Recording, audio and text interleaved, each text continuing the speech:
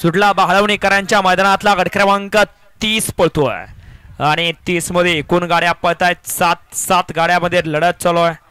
कोण होतोय गट क्रमांक 30 चा विजेता? सुंदर अशी लढत चालू आहे। बैला बरोबर ड्रायव्हरांचा कस पणाला लागला, अतिशय सुंदर।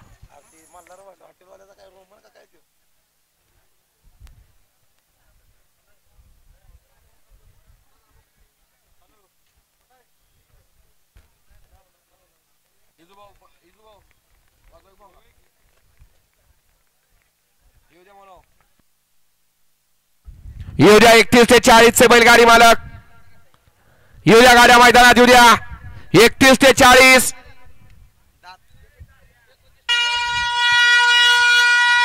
नितीन भाऊ 29 मध्ये ऑब्जेक्शन आले।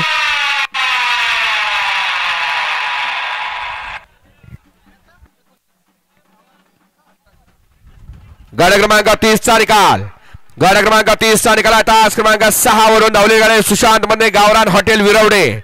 ही गाडी सेमीला पात्र विजेत्या बैलगाडी मालकाचं, त्यावर बसणाऱ्या चालकाचं हार्दिक आणि हार्दिक असं अभिनंदन।